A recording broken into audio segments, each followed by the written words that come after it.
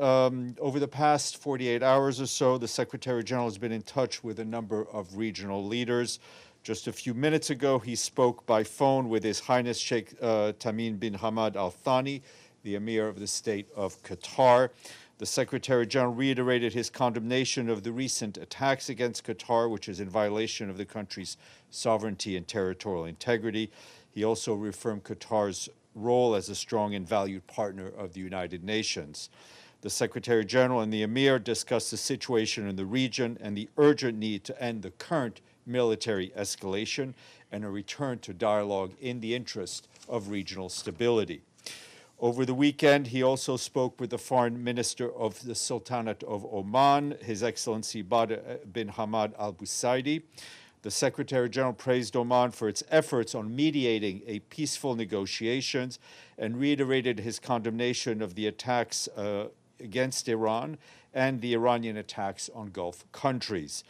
The Secretary General and the Foreign Minister both expressed concern about the risk posed by this war for the region. The Secretary General also over the weekend had a number of conversations with ambassadors from the Gulf Cooperation Council that we're trying to keep on the front burner.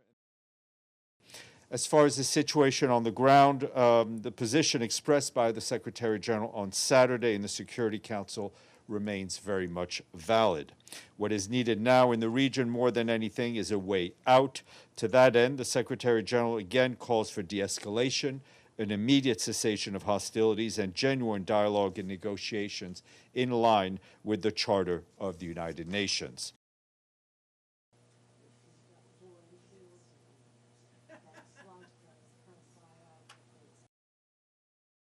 The Secretary General is particularly concerned about the growing numbers of civilians we are seeing being killed and the destruction of civilian infrastructure.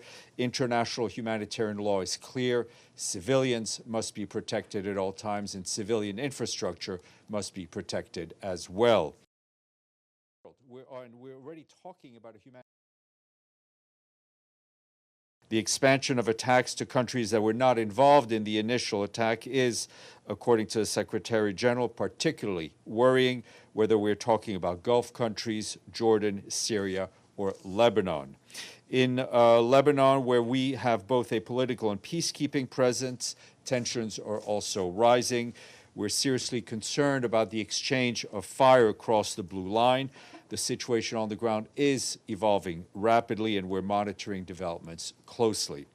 We're also aware that of the strikes aimed at Israel claimed by Hezbollah and the Israeli strikes that have reportedly resulted in 31 fatalities and many more injured north of the Blue Line in Lebanon. We urge utmost restraint and call on the parties to uphold the cessation of hostilities agreement. Turning to the situation in Gaza, our UNIFIL peacekeepers there are remaining in position despite the challenging circumstances. OCHA said the regional escalation that began over the weekend is already affecting people and disrupting humanitarian services.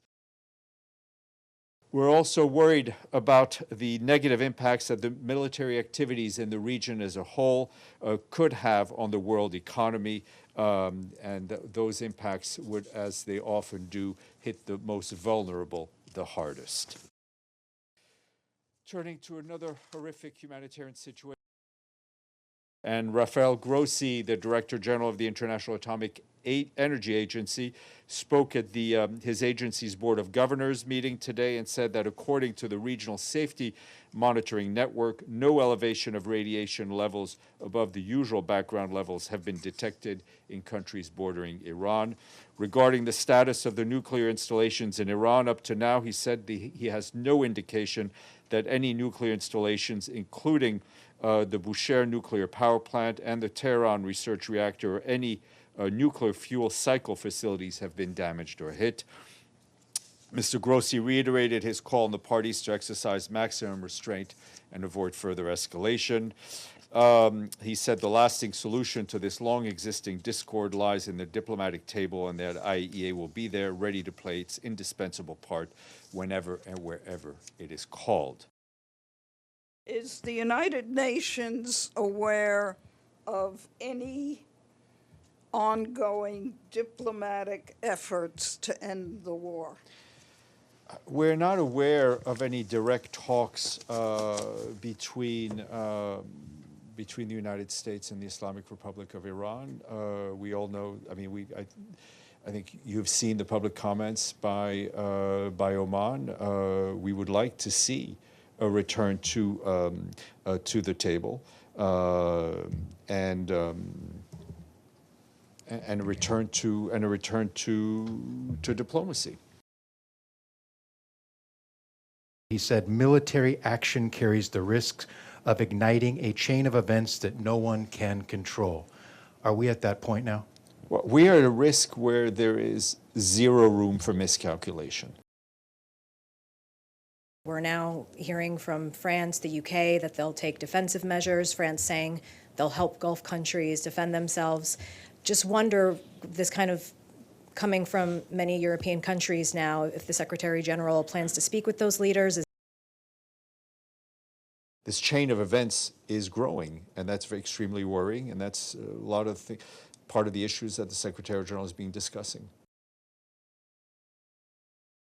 Now that the report is confirmed, is the Secretary General ready to give a specific statement on the death of the Ayatollah, similar As I to how said, he gave a specific statement when Maduro was We do not captured? want to see any more killings, whether targeted or otherwise.